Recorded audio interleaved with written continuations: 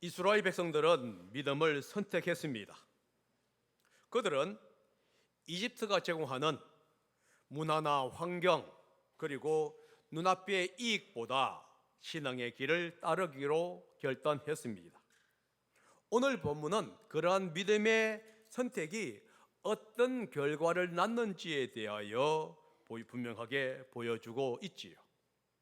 우리 역시 매일의 삶 속에서 비슷한 선택의 순간을 맞이하게 되지요. 여러분은 어떤 선택의 순간을 맞이하고 있습니까? 이스라엘 백성들은 눈앞의 이익보다 하나님의 길을 선택했습니다. 그리고 그 선택이 결코 손해가 아니었음을 오늘 본문은 우리에게 분명하게 증언하고 있습니다. 요셉은 바로에게 나아가 아버지와 형제들이 가나안을 떠나 고산에 도착했음을 보고합니다. 이어서 형제들 가운데 몇 사람을 택하여서 바로에게 소개를 하지요. 바로는 요셉이 이미 얘기한 대로 형제들을 보자마자 그들의 직업이 무엇이냐라고 질문부터 합니다. 형제들은 자기의 직업이 목축업, 즉 목자임을 솔직하게 얘기를 하지요. 그리고 그 직업이 조상 대대로부터 내려온 것임을 이제 이야기합니다. 형제들은 이집트에 온 이유도 설명해 주는데요. 그들은 기근 때문에 이집트에 잠시 거주하기 위해서 왔다고 대답합니다. 이집트의 영구히 정착할 의도가 없음을 얘기해 주고 있습니다.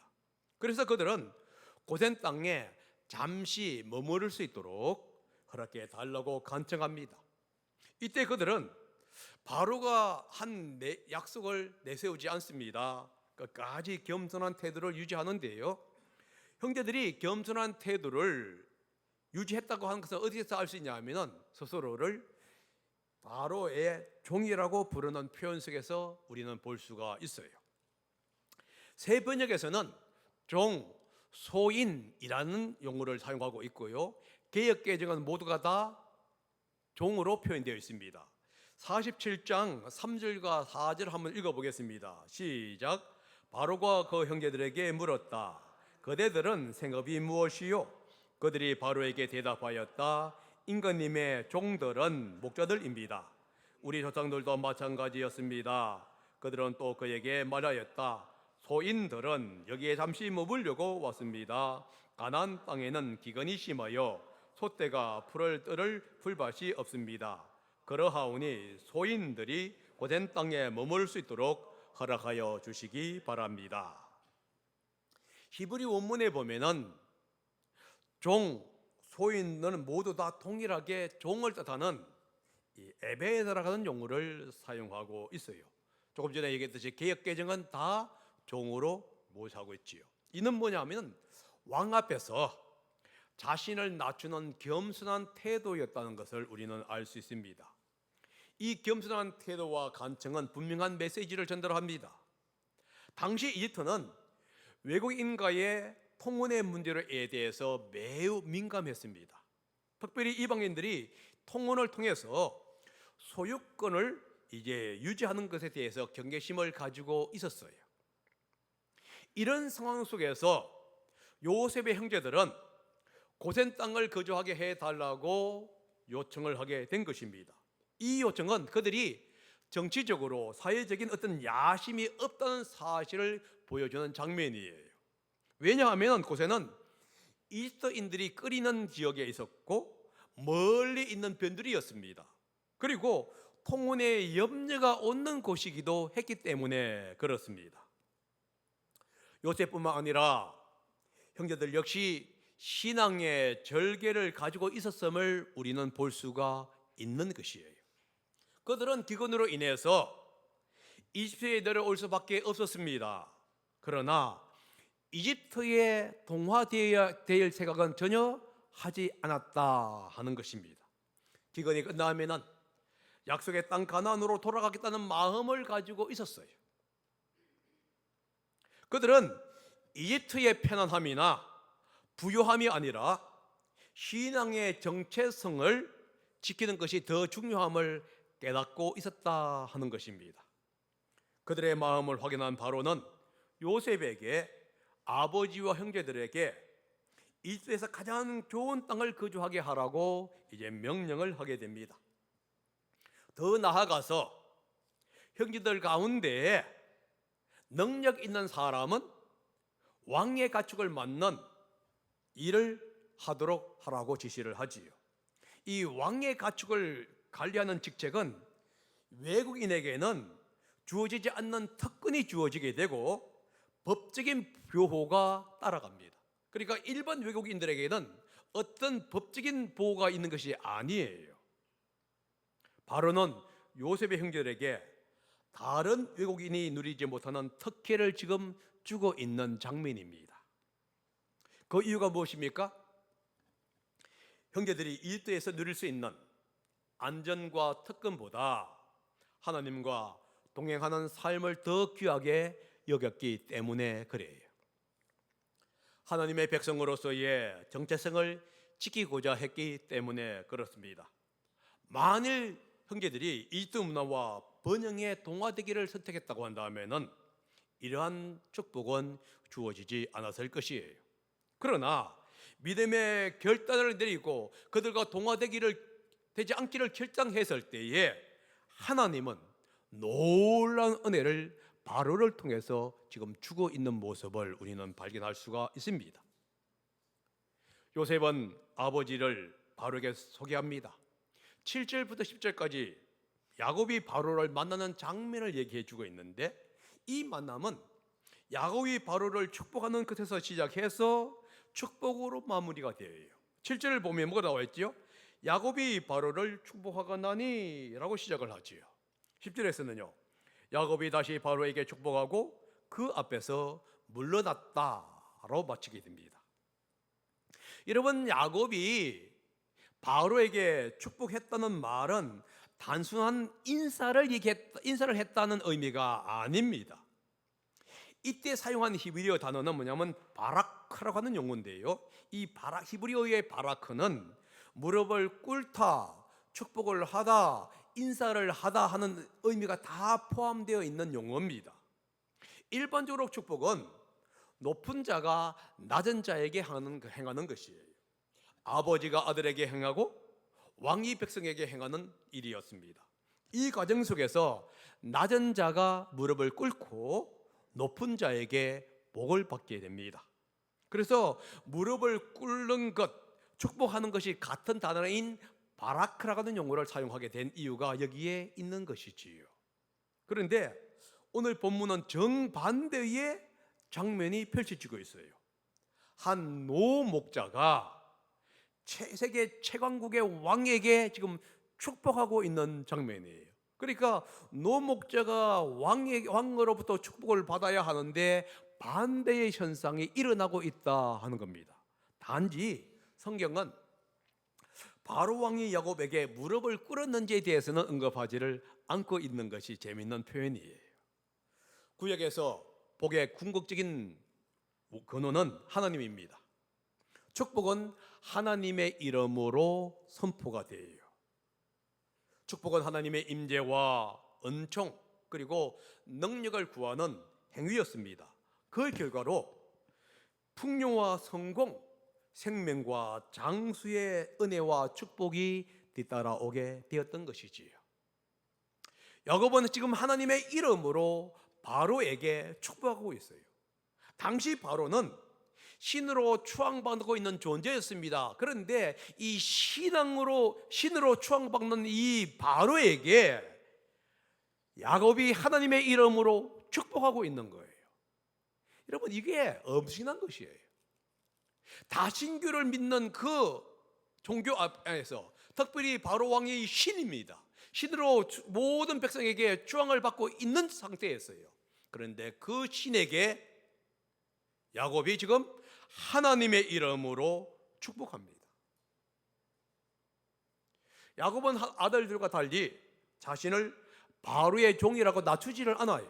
여러분, 이 아들들이 바로하고 얘기했던 3절과 4절 그리고 7절과 10절을 대조해 보게 되면은 이 야곱이 어디에서도 자신을 종이라고 표현하지를 않는다는 거예요. 오히려 하나님의 은혜를 입은 자로서 담대하게 하나님의 복을 바로에게 선포하고 있어요. 여러분, 이게 놀라운 것이 아닙니까? 그러면은 어떻게 야곱이 바로를 축복할 수가 있었을까요? 그는 험한 세월 속에서 하나님의 은혜를 경험했기 때문에 그래요. 뭐를 경험했다고요? 하나님의 은혜. 9절의 말씀에서 야곱은 자신의 삶을 가리켜서 험악한 세월이라고 표현하고 있어요. 한번 읽어봅니다. 시작. 야곱이 바로에게 대답하였다. 이 세상을 떠돌아다닌 횟수가 100년하고도 30년입니다. 저희 조상들이 세상을 떠돌던 횟수에 비하면 제가 누린 횟수는 얼마 되지 않지만 험악한 세월을 보냈습니다. 자신을 가리켜서 뭐라고 했죠? 조상에 비해서 오래 살지 못했고 오히려 더 고난한 인생, 험악한 인생의 세월을 보냈습니다. 사실 야곱의 고난의 상당 부분은 자기 자신으로 인해서 초래한 것이에요. 하나님은 이미 그를 선택했습니다. 그러나 그는 하나님의 때를 기다리지 못하고 오히려 자신의 괴락과 방법으로 복을 얻고자 했던 것이지요. 그는 그 결과 오랜 시간 동안에 많은 고난을 경험해야만 했어요. 겪어야 했다는 것이죠. 화란에서 속임과 착취 속에서 썰어린 세월을 보냈습니다. 이제 가나안 땅으로 오는데 딸이 강간당하고 가문이 수치와 위기에 빠지는 일을 겪게 되지요. 사랑하는 아내 라헬의 죽음을 그는 직접 목격하게 되고요, 장남의 범죄 소식을 듣는 아픔을 경험합니다. 형제간의 갈등 속에서 사랑했던 아들 요셉이 죽었다는 소식을 듣는 절망도 경험하게 돼요. 이게 다 야곱이 경험한 겁니다. 여러분, 요셉의 고난은 타인에 의해서 주어졌지만은 야곱의 고난은 스스로가 초래한 것이었다는 사실을 기억해야만 합니다. 그럼에도 불구하고 그 모든 시간 속에서 하나님은 여전히 야곱과 함께 하셨어요. 하나님의 은혜가 야곱을 끝까지 지켜 주었습니다. 그 하나님의 은혜가 바로 앞에서 주눅들지 않게 만들어 주었다는 거예요. 그래서 그는 하나님의 이름으로 바로에게 축복하는 자로 서게 된 것이지요. 사랑하는 여러분, 우리가 중요한 것은 우리가 지금 어떤 상황이나 어떤 조건을 가지고 있느냐가 아니라는 사실을 기억해야 합니다. 중요한 것은 하나님의 은혜예요. 비록 야곱은 고향을 떠난 피난민의 신분이었고 권력자 앞에서 선 초라한 노인이었습니다. 그럼에도 불구하고 하나님의 은혜가 그로 하여금 축복하는 자로 서게 만들어 주었다는 사실, 이것이 바로 오늘 본문이 우리에게 가르쳐주고 있는 놀라운 교훈이에요. 바로의 명령을 따라 요셉은 자기 형제들에게 가장 좋은 땅을 소유지로 주었습니다.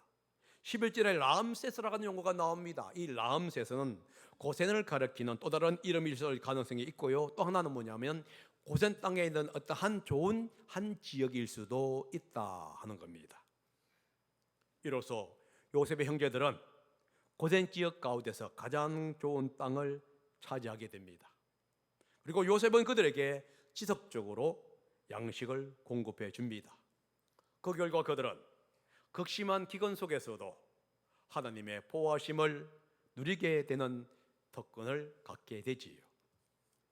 여러분, 1절에서 11절은 이렇게 믿음의 결단을 했을 때에 세상을 축복하는 축복의 자리로, 하나님의 은혜 때문에 축복의 자리로 서는 야곱의 모습을 얘기하고 있다고 한다면은 13절부터 27절은 이 야곱의 축복이, 세상을 향한 야곱의 축복이 다시 하나님의 백성에게로 돌아오고 있는 장면을 설명해 주고 있는 것을 우리는 발견하게 될 것이에요. 기근이 더욱 심해졌습니다. 온 세상은 극심한 식량 부족으로 큰 고통을 겪게 됩니다. 이 식량의 부족은 개인의 문제에서 떠나서 사회 전체를 흔들리는 위기 상황으로 발전하게 된 것이지요. 기근이 장기화되자 이집트 사람들조차 먹을 것을 완전히 바닥나게 되었어요. 이에 그들은 음식을 사기 위해서 돈을 들고 요셉에게로 옵니다. 그 결과 이집트 전역에 있는 모든 돈은 요셉에게 모이게 되었습니다. 그러나 요셉은 그 돈을 사적으로 사용하지 아니하고요, 모두 바로에게 바칩니다. 이집트 백성들은 가진 돈이 모두 떨어지자 집에서 기르는 가축을 끌고 요셉에게로 와서 곡식과 바꾸기 시작을 합니다.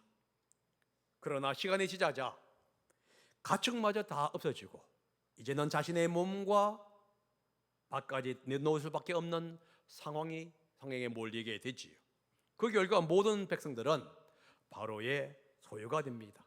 다시 말해서 이집트 사람들의 모든 사람과 모든 토지가 바로의 소유가 되어요. 이때 백성들은 요셉에게 나와서 이렇게 말을 합니다. 씨앗을 주시면 우리가 농사를 짓겠습니다. 이에 요셉은 농업 전반에 거쳐진 대대적인 계획을 시작을 합니다. 그는 백성들에게 씨앗을 나누어 주면서 수확의 5분의 4는 백성이 가지고 5분의 1은 바로에게 바치도록 제도를 세우지요. 다시 말해서 농부들은 수확의 80%를 소유하게 되고 20%는 바로에게 바치는 이제 제도가 된 것입니다. 이 모든 정책은 요셉이 하나님의 말씀에 근원해서 근거하여 시행했다는 사실을 기억해야 합니다. 성경은 모든 땅의 창조주는 하나님이시다, 주인은 하나님이시라고 말씀합니다. 그래서 이스라엘 백성들은 소유의 10분의 1은 하나님께 바치고 9를 그들은 자신들이 가지게 되었던 것이지요. 요셉은 이 원리를 지금 이집트의 현실을 적용하면서 80%는 백성에게, 20%는 주인인 바로에게 바치도록 한 거예요. 그런데 이것은 당시에서는 매우 획기적인 계획이었습니다. 왜냐하면 땅이 바로의 소유였거든요. 그런데도 불구하고 백성들에게 무상으로 토지를 제공해 주는 거예요. 뿐만 아니라 농사에 필요한 모든 종자까지 다 국가가 제공해 줍니다. 필요하다고 한다면 이런 이 가축을 제공해 주기도 했다는 것이에요. 이 정책은 위기 속에서 백성들의 생명을 살리려고 하는 의도였다는 것을 우리는 알 수가 있습니다. 물론 고대 중근 사회에서는 지주가 20%를 받는 경우도 있었어요. 하지만 그들은 무상으로 땅을 제공하거나 종자를 공급해 주지는 않았습니다. 특별한 상황이 있게 되면 3분의 1 혹은 2분의 1을 지주가 거뒀다는 어떤 역사적인 기록이 있습니다. 요셉의 정책은 백성의 생존을 최우선한 결정이었어요. 여러분, 요즘에 세금 몇 %대가인지 아십니까? 한 20%에서 25%입니다. 그러죠? 지금. 그런데 그 당시에 20%대 간 거예요. 그것도 똥도 다 주고 종자도 다 주고 모든 거 다 주면서, 여러분 엄청난 것이에요. 이건. 그 결과 백성들은 요셉을 단순한 행정가, 총리로 본 게 아니고요, 자신들의 생명을 살린 구원자로 인식하게 되었어요. 성경은 그들의 고백을 기록하고 있는데요, 25절을 한번 읽어보십시오. 시작. 백성들이 말하였다. 어른께서 우리의 목숨을 건져 주셨습니다. 어른께서 우리를 어여빼어 보시면 우리는 기꺼이 바로의 종이 되겠습니다. 당신이 우리의 목숨을 구했으니 기꺼이 우리는 바로의 종이 되겠다. 여러분들이 왜 예수님의 종이 되겠다고 이렇게 교회에 나오지요? 예수님께서 여러분의 생명을 구원해 주기 때문에. 아닌가요? 지금 이것이 여기서 나옵니다. 여기서 목숨을 건져 주셨다, 이 표현은 뭐냐면 단순히 도움을 주었다, 이게 아니에요. 구원자의 의미가 있습니다. 우리를 죽음에서 살려 주었다. 다시 말해서 요셉은 이집트의 구원자가 된 것입니다. 그는 이스라엘 백성뿐만 아니라 이집트 백성들에게도 하나님의 구원의 도구가 된 것이에요. 믿음의 사람은 교회 안에만 머무르면 안 된다는 사실을 여기서 가르쳐 주고 있습니다. 세상 속으로 들어가서 생명을 살리는 하나님의 도구가 되어야 한다는 거예요. 여러분들 교회에 오지 말라는 얘기가 아니에요. 교회 안에서 하나님과 은혜 나눴다면 이제 세상으로 들어가서 그들에게 하나님의 은혜를 전해야 하는 사명이 여기에서 있습니다. 왜냐하면 우리 주 예수 그리스도는 모든 사람의 구원자가 되기 위해서 이 땅에 오셨기 때문에 그래요. 예수님은 믿는 자의 구원자이시면서 동시에 모든 사람의 구원자가 되기 위해서 오신 분이라는 사실을 기억하셔야 합니다. 그 사실을 디모데전서 2장 4절에 이렇게 말씀합니다. 하나님께서는 모든 사람이 다 구원을 얻고 진리를 알게 되기를 원하십니다. 주님이 오신 것은 믿는 우리 성도뿐만 아니라 모든 사람의 구원자가 되기를 원하신다, 이렇게 선포하고 있지요. 요셉은 이집트인들의 구원자일 뿐만 아니라 이스라엘 백성들의 구원자이기도 했습니다. 27절에 그 사실을 얘기하고 있는데 한번 읽어봅니다. 시작. 이스라엘 자손은 이집트의 고센 땅에 자리를 잡았다. 거기에서 그들은 재산을 얻고 생육하고 번성하였다.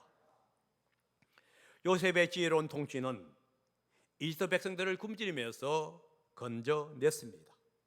동시에 바로를 더 부유하게 만들었습니다. 그 결과 바로는 이스라엘 백성들에게 호의를 베풀게 됩니다. 가장 좋은 땅을 주게 되지요. 이스라엘 백성들은 고센 땅에서 거하게 되지요. 그리고 그들은 그곳에서 재산을 얻을 뿐만 아니라 생육하고 번성하여 하나님의 복을 누리게 되었다, 이렇게 기록하고 있어요. 이스라엘 백성들이 세상에 주는 평안함보다 신앙을 선택했을 때 하나님은 친히 역사하셨다 하는 거예요. 하나님은 이스라엘 백성들에게 이미 번성을 약속했습니다. 창세기 46장 3절과 4절인데 한번 읽어봅니다. 시작. 하나님이 말씀하셨다. 나는 하나님 곧 너의 아버지의 하나님이다. 이집트로 내려가는 길을 두려워하지 말아라. 내가 거기에서 너를 큰 민족이 되게 하고 나도 너와 함께 이집트로 내려갔다가 내가 반드시 너를 거기에서 데리고 나오겠다. 요셉이 너의 눈을 직접 감길 것이다 하시면서 이미 번성 큰 민족이 되게 하겠다고 약속을 해 주었어요. 어디에서요? 가나안 땅이 아닙니다. 어디에서요? 이집트 땅에서. 교회 안에서가 아니라 이 여러분의 직장과 여러분이 살고 있는 그 세상에서 라고 얘기합니다. 그러므로 교회는 하나님께서 행하신 역사를 기억해야만 합니다.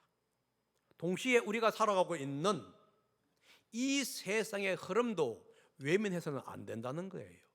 여러분들이 살고 있는 공동체, 여러분이 있는 직장을 여러분들이 무시해서는 안 된다는 것을 얘기해 주고 있는 겁니다.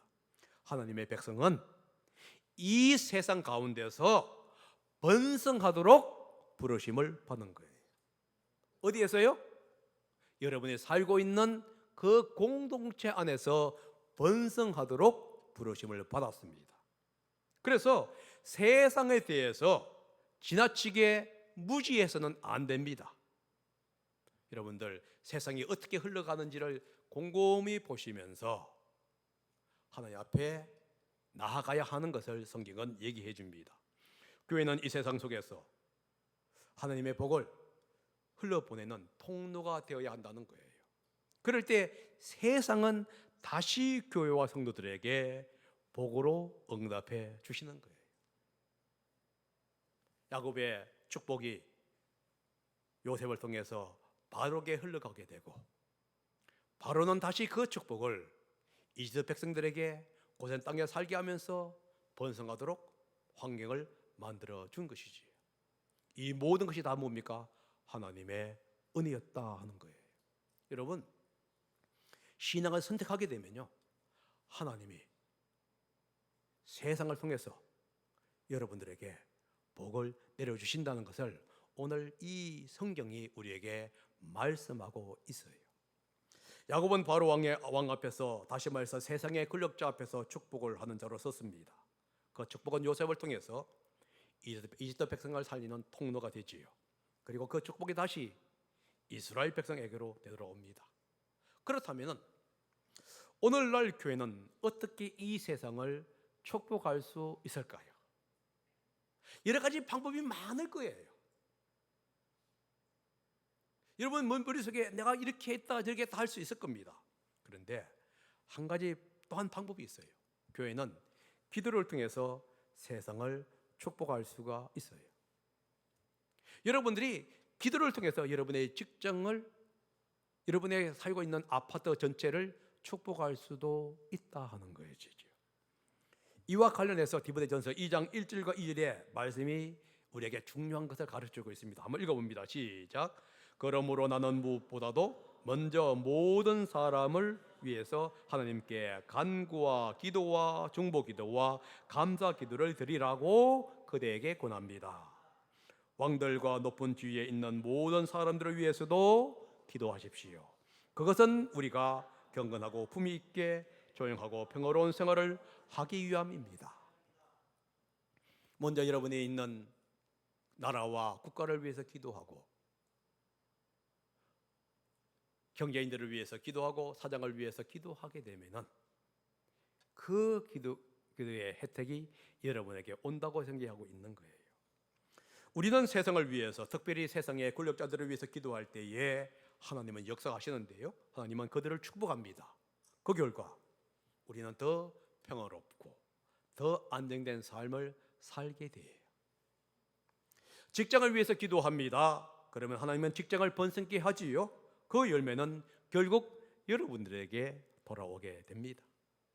사업하시는 분들은 사업을 위해서 기도할 때에 하나님은 그 사업장에 복을 주시게 되고요, 그 복은 결국은 여러분들의 삶을 더욱 안정되고 풍성하게 만든다 하는 거예요. 그러면 우리는 어떻게 기도해야죠? 저는 여러분들에게 1시간 기도를 권합니다. 어떤 사람은 매일 1시간을 기도할 수가 있어요. 어떤 사람은 이틀에 1시간을 기도할 수가 있게 되고요, 어떤 사람은 3일에 1시간을 기도할 수가 있습니다. 혹은 일주일에 1시간을 기도할 수는 있겠지요. 새벽 기도나 수요 예배에 나오면 1시간 기도할 수가 있어요. 기도는 하나님과 대화하기 때문에 말씀 읽고 찬송하는 것, 이거는 기도의 일부이기 때문에 그렇습니다. 이번 한 주 동안에 주님과 기도로 깊이 대화하는 복된 시간이 되기를 바랍니다. 기도하겠습니다.